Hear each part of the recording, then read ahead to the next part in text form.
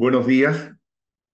Antes de comenzar, quisiera agradecer la amable invitación de las autoridades de la Seremi Regional de Educación, con que me honran.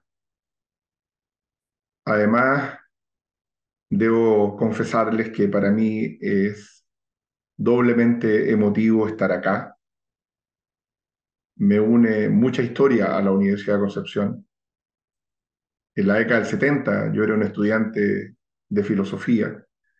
Se me cruzó la historia y tuve que, por razones de fuerza mayor, dejar de continuar mis estudios para retomar mi formación de posgrado a contar de la década del 90, donde también comencé a trabajar acá durante 15 años. Y por lo tanto me unen profundos sentimientos de vínculo emocional con esta casa de estudio.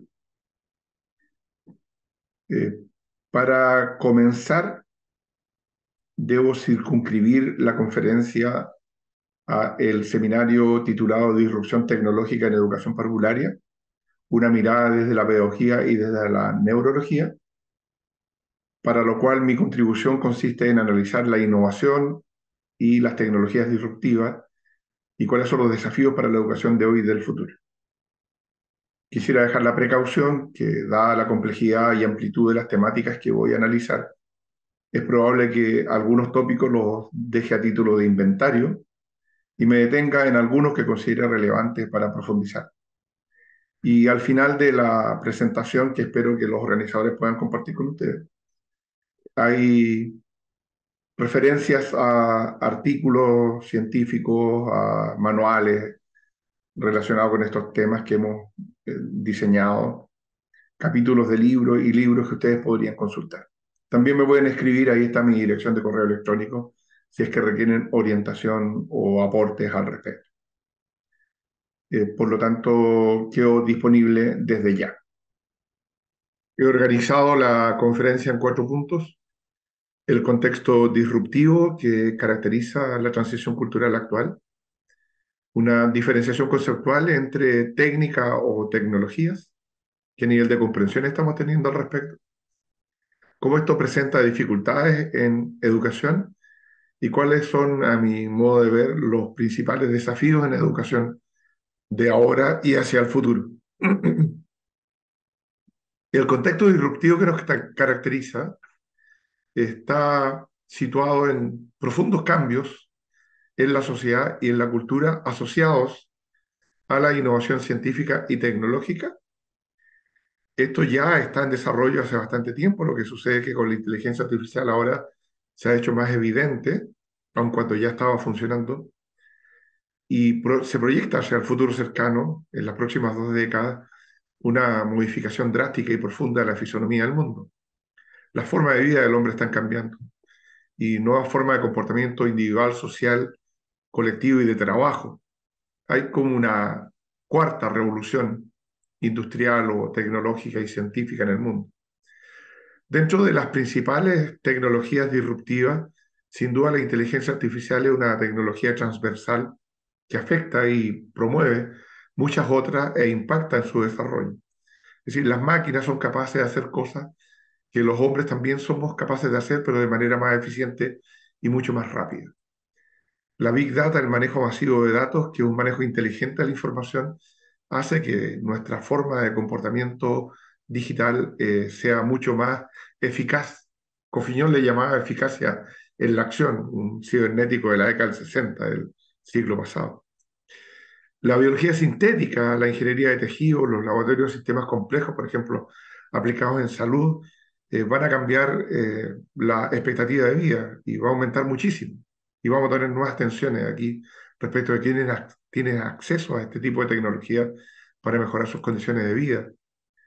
La robotización, junto con la microminiaturización, todos los sistemas automatizados, los cyborgs, van a reemplazar muchas funciones humanas y probablemente la restricción laboral y la transformación laboral disruptiva está provocando y provocará en el futuro muchos cambios. La nanotecnología, que va a permitir también tener impactos en salud a través de sistemas robotizados, microminiaturizados para mejorar la salud humana.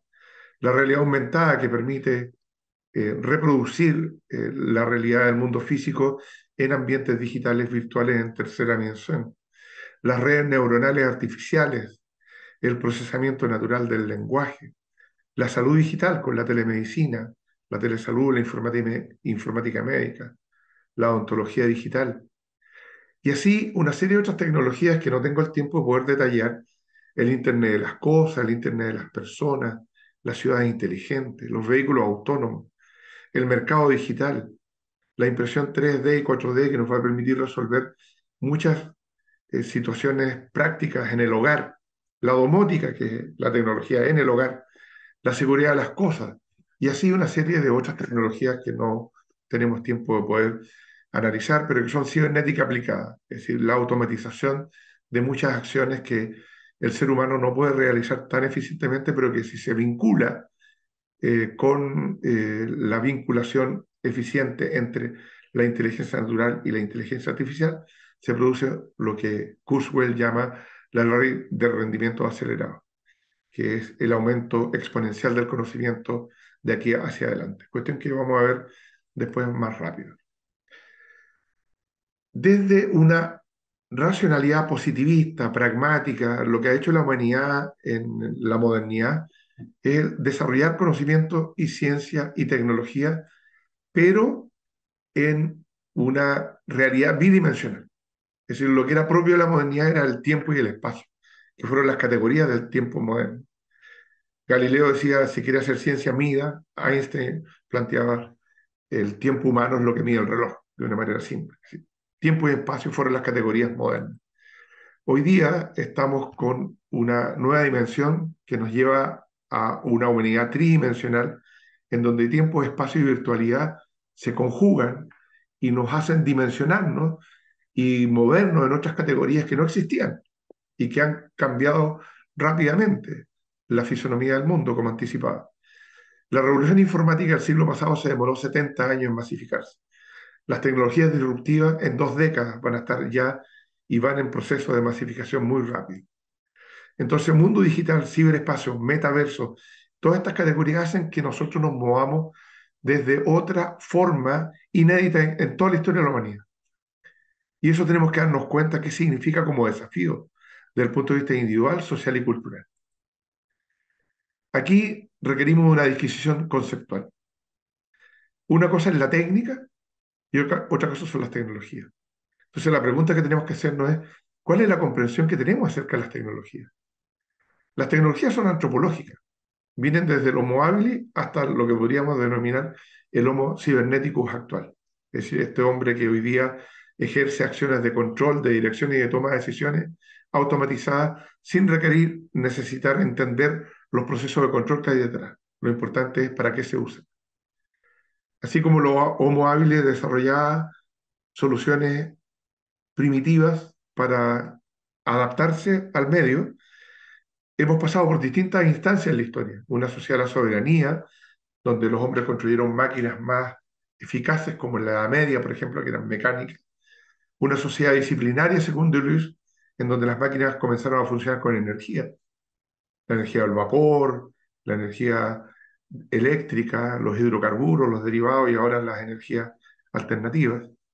Y estamos a portas en el desarrollo de lo que podría ser una sociedad del control, donde hay una capacidad de ejercer control sobre el quehacer humano en la medida que nosotros dejamos un rastro digital de nuestro quehacer.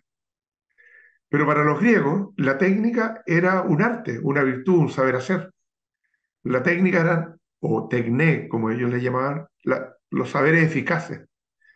Sin embargo, para que hagamos tecnologías, lo que tenemos que es un estudio sobre el saber hacer, una reflexión, la conformación de un conocimiento en profundidad respecto de qué contenidos, qué usos y para qué fines se usan las tecnologías. Sin ese proceso de reflexión, lo voy a decir drásticamente, tendemos a ser consumistas, oportunistas de información. Y tenemos otros desafíos que tienen que ver con la gestión del conocimiento, por ejemplo. Pero para llegar a eso necesitamos tener este proceso de reflexión.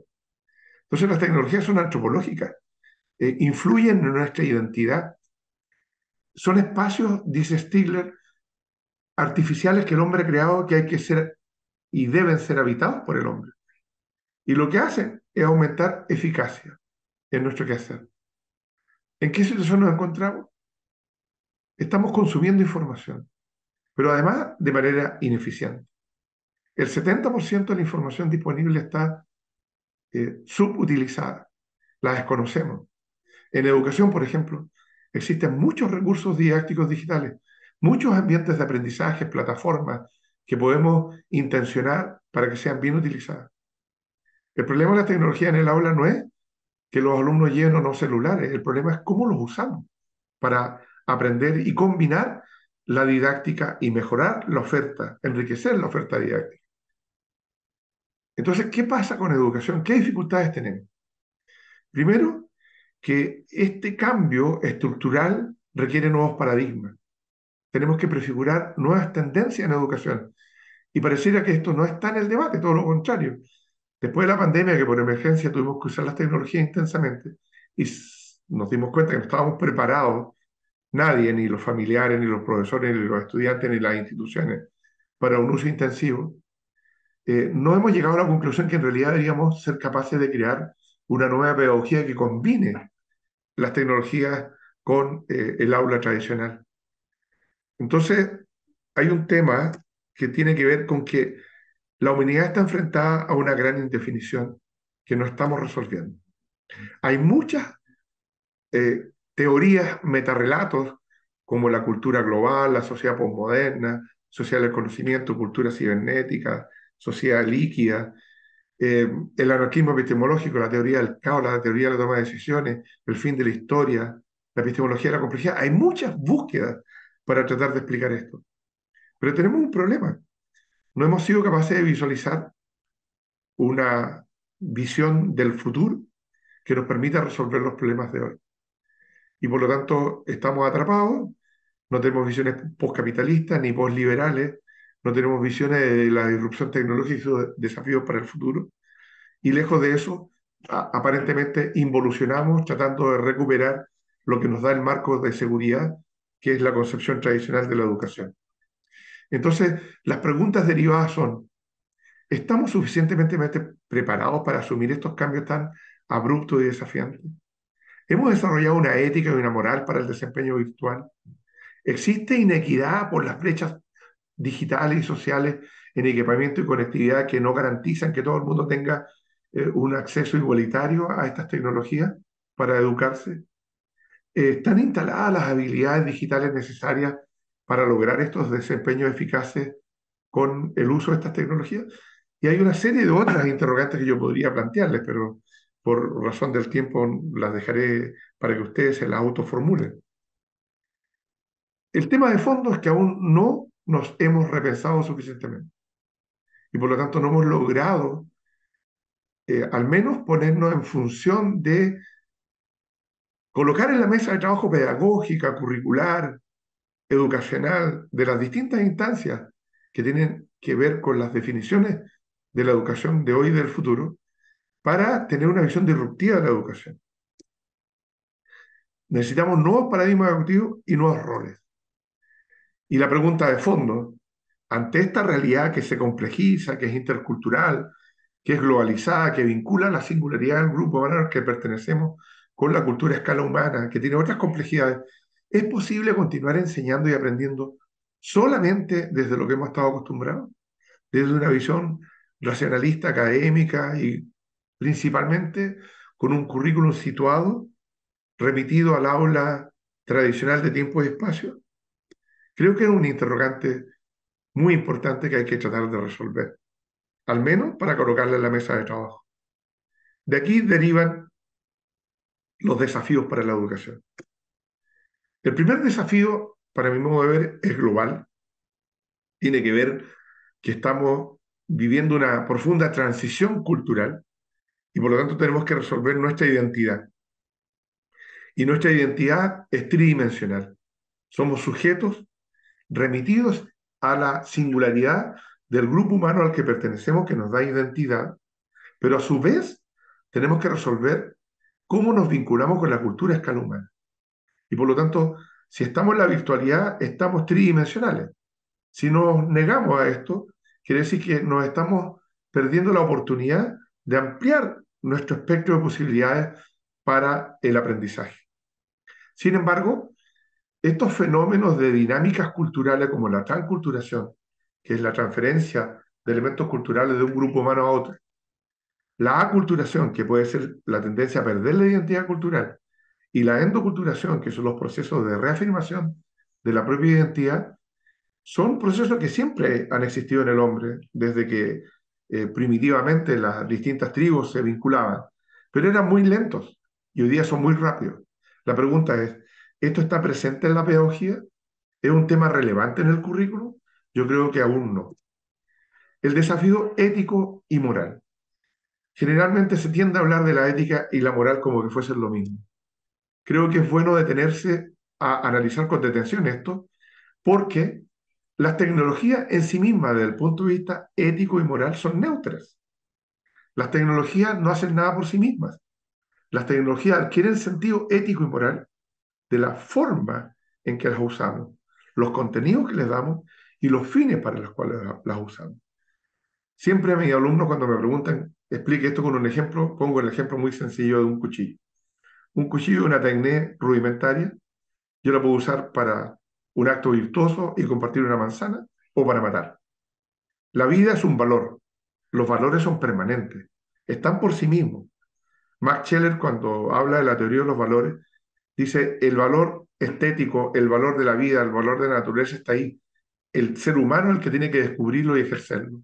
Y para eso requiere ciertos principios de vida que rijan sus conductas y ciertas normas y mores, es decir, conductas que están regladas por la costumbre o porque están regladas por las leyes, deben ser un patrón de comportamiento que hay que respetar. Entonces, el tema es que los contenidos, los usos y los fines de las tecnologías los aportamos nosotros, los definimos nosotros. Y para eso tenemos que tener una reflexión ética y moral que nos conduzca a un uso ético y moral de estas tecnologías. El desafío epistemológico. Aquí hay un tema muy complejo en educación. Hay una frontera entre administrar información y gestionar conocimiento. Cuando nosotros accedemos a fuentes de información, representamos esa información y la reorganizamos y la generamos como un nuevo constructo, estamos en el plano que no es trivial, ¿eh? Porque hay que tener la capacidad de seleccionar la información relevante, pero también dicho en pedagogía fea, es como el síndrome del rincón del vago, es decir, copiar y pegar. Entonces, ¿qué es lo que requerimos los profesores con los estudiantes?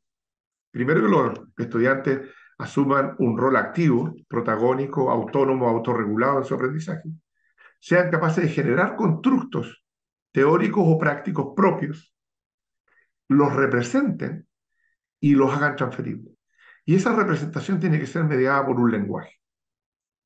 Un lenguaje epistemológico no es solo la lengua materna, es cualquier representación abstracta de la realidad. Las matemáticas son un lenguaje, la geometría, el lenguaje de señas, la música, el arte son lenguajes. Un niño que dibuja, raya y que dice mi papá, mi mamá conmigo a comprar al supermercado está representando conceptos. Está usando un lenguaje, en este caso, de una representación estética que un adulto podría no interpretar, pero que pedagógicamente sí tiene mucho significado. Hay conceptos. Entonces las tecnologías son eficientes para esto. Hay múltiples formas de representar constructos intelectuales. Hay software educativo, simuladores, dibujadores, hojas de cálculo, plataformas, como decía. Entonces el tema es que no los usamos. Hay que gestionar conocimiento, vincular el capital intelectual individual que es capaz de generar un alumno cuando aprende, realiza un proceso de metalenguaje y de metacognición, lo representa a través de un lenguaje y lo hace transferible y contribuye a la conformación de un capital social, que es colaborativo, es colectivo. Y eso también supera el individualismo del aprendizaje tradicional. Hay que vincular la administración de información con la gestión del conocimiento. Aquí volvemos a Kurzweil, la ley de rendimiento acelerado. El desarrollo del conocimiento es tan vertiginoso que si no instalamos nuevas habilidades para el siglo XXI en nuestros estudiantes, no van a ser capaces de comprender estas nuevas dinámicas en que la inteligencia biológica y la inteligencia artificial se unen y se potencian. Pero la inteligencia artificial no hace por sí sola las cosas. Nosotros alimentamos los sistemas y los hacemos recursivos, dependiendo del tipo de intención que queremos para activarlos, los propósitos, los fines. Y ahí es el hombre el que le asigna la cualidad o el defecto. Somos nosotros los seres éticos y morales. Por lo tanto, es muy importante tener claridad respecto de esto. El comportamiento virtuoso no lo hace la máquina, no lo hace la inteligencia artificial, lo hace el fin, el contenido y el uso que yo le doy. Eso es muy importante. Entonces, para gestionar conocimiento, tenemos que entender esta relación entre la inteligencia biológica y la inteligencia artificial que genera dinámicas exponenciales de desarrollo del conocimiento. Esto implica un desafío curricular. Desde el rol tradicional del profesor, en que el profesor era un filtro cognitivo entre la fuente del conocimiento, de lo que ya se sabía, y el alumno que tenía que vincularse con lo que el profesor estaba dispuesto o capacitado para enseñar, deberíamos transitar a una pedagogía más horizontal, más autorregulada y más autónoma. A mí me encanta decir los profesores y los estudiantes cómplices, complicados, complejizados en el conocimiento, donde ese círculo amarillo es lo conocido, pero en donde ambos invaden lo por conocer y por lo tanto desbordan los límites de lo conocido. Y en esto las tecnologías ayudan, no reemplazan la inteligencia humana, ayudan a aumentar la eficiencia. Entonces, desde lo que hacía la educación tradicional, formar principalmente productores de bienes y servicios, hay que transitar también a la formación de ciudadanos y de gestores culturales. Desde el punto de vista del desafío pedagógico, desde la pedagogía racionalista académica hay que incorporar nociones de una pedagogía conectivista y de coasociación. Aquí hay dos autores, Siemens y Prensky, que nos ayudan mucho, los pueden leer. Y esto se vincula con lo que la UNESCO ha declarado, que son las necesidades del siglo XXI en educación, los principios pedagógicos para el siglo XXI y las habilidades para el siglo XXI. Autonomía en el aprendizaje, sentido de lo que se aprende, capacidad de reflexión, colaboración situada y distribuida, comunicación efectiva, metacognición. Hay que emprender acciones pedagógicas que permitan que los alumnos tomen conciencia metacognitiva. ¿Qué, cómo, para qué se aprende? Dar cuenta de la pedagogía emergente que surge en los propios estudiantes, fomentar la creatividad, la innovación, el emprendimiento. Y el uso de la tecnología como apoyo al aprendizaje, nada más. No están sustituyendo nada. Entonces requerimos de un diseño, de un paradigma educativo mixto, que combine la pedagogía tradicional. Nadie niega el sentido de la escuela.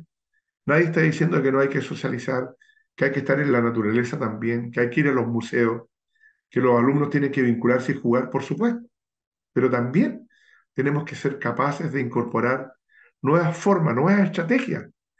El coaching, la colaboración, la multimedia, el aprendizaje basado en juegos, los recursos didácticos digitales, vincular el currículum situado con el currículum distribuido. ¿Cuántos profesores en otras latitudes del mundo están aprendiendo lo mismo que nosotros, con nuestros estudiantes? ¿Y por qué no nos podemos vincular con ellos? Si las tecnologías permiten hacerlo. Basta una sesión Zoom o Meeting, la que quieran, para decir, oye, ¿qué están aprendiendo? ¿Qué recursos están usando? ¿Cómo podemos colaborar? ¿Por qué tenemos que seguir situados en el aula tradicional? Vinculémonos con el currículum distribuido, no como excluyente, sino que como complemento. Y esto implica desafíos metodológicos. Del aprendizaje basado en contenido, en competencias y logro, hay que pasar a ese aprendizaje basado en habilidades para el siglo XXI. Pensamiento crítico, creatividad, innovación, comprensión e interacción intercultural, lo que decía antes, alfabetización informacional y digital, desarrollo de habilidades de comunicación, el fomento de la motivación y el aprendizaje independiente, autonomía, autorregulación, el aprendizaje basado en problemas y proyectos, el liderazgo, el trabajo en equipo, la participación activa de los estudiantes. Todo esto es válido desde los niños, ¿eh? Se trata de abrir los espacios. en los niños en el nivel preescolar. Usted abre los espacios y ejerce su libertad. El tema es que después le restringimos la libertad. Si hay libertad de pensamiento y libertad de acción, los alumnos se integran, se adaptan, transfieren su aprendizaje. En el fondo, hay que desarrollar habilidades para la vida: flexibilidad, adaptabilidad, iniciativa, autogobierno, relación social. Esto es fácil decirlo, uno lo declara teóricamente. La pregunta es cuánto de esto estamos haciendo efectivamente para construir una educación distinta a la que estamos acostumbrados. Hay un desafío didáctico. Desde la didáctica a la enseñanza focalizada en lo que hacen los profesores, hay que ir hacia una didáctica que permita la construcción colaborativa de la didáctica, basada en la autonomía y la autorregulación de los aprendizajes. Debemos focalizar la didáctica en el aprendizaje, no en lo que hace el profesor. La coasociación, que vincula la teoría del desarrollo cognitivo de Piaget con la teoría de reconstrucción social del conocimiento de Vygotsky, propende a esto, a una construcción de ambiente y recursos junto con los estudiantes, por los estudiantes trabajando solo en grupos, que hagan sus propias hipótesis, que busquen las respuestas, que problematicen, y que el profesor haga preguntas sobre esas cosas, que valoren juntos, examinen el contexto, el rigor y la calidad de lo que hacen junto con el profesor, no a partir de lo que el profesor le impone. Entonces los profesores se vinculan en función de las dinámicas de los estudiantes, no al revés. Y los estudiantes trabajan en busca de sus propias respuestas. Entonces hay que combinar inteligentemente lo formal, lo informal, el aula a distancia con el aula presencial, lo intra y lo extrainstitucional. En conclusión, un aprendizaje mixto. Finalmente, el desafío evaluativo. Debemos transitar desde una evaluación centrada en las calificaciones y en la estandarización. Uno de los dramas de la evaluación en educación es que evaluamos de manera uniforme donde hay diversidad. Tenemos que buscar una evaluación centrada en los procesos de aprendizaje, una evaluación de procesos, de problemas, de proyectos, una evaluación auténtica, una coevaluación con los estudiantes, que los estudiantes se aprendan a autoevaluar y a coevaluar. Al principio, sin duda, se distorsionan cuando no están acostumbrados, porque no están acostumbrados a ejercer su libertad. Y pueden tender a la autoflagelación evaluativa o a la autovaloración, digamos, a la sobrevaloración. Pero si abrimos los espacios, los estudiantes después se sinceran consigo mismos y descubren el valor. Entonces, las tecnologías también ayudan. Las plataformas permiten también hacer seguimiento de desempeño, las redes sociales también. El tema es cómo combinamos el- el- los, los- las modalidades de evaluación. Para terminar, desafíos estratégicos para una educación disruptiva. Deberíamos transitar desde la fragmentación del conocimiento a la integración de los saberes, a una comprensión compleja de la realidad, desde el oportunismo tecnológico a la habitación de los espacios creados por el hombre artificiales, una ética de los contenidos, de los usos y de los fines, desde un aprendizaje dependiente a un aprendizaje autónomo, divergente y creativo, desde un currículum racionalista situado a un currículum cibernético distribuido que complemente el anterior. Desde un contexto de irrupción tecnológica, tenemos que repensarnos, no tenemos alternativa. Nuevos paradigmas educativos para un nuevo tipo de humanidad, un nuevo tipo de sociedad y un nuevo tipo de cultura. Les doy mi excusa por lo rápido. eh, Hay una serie de artículos que tenemos publicados con el equipo de académicas y académicos con los cuales trabajamos. Están manuales disponibles, modelos de referencia, capítulos de libros y de libros que podemos poner a disposición de ustedes. Muchísimas gracias, que estén muy bien. Será hasta otra ocasión.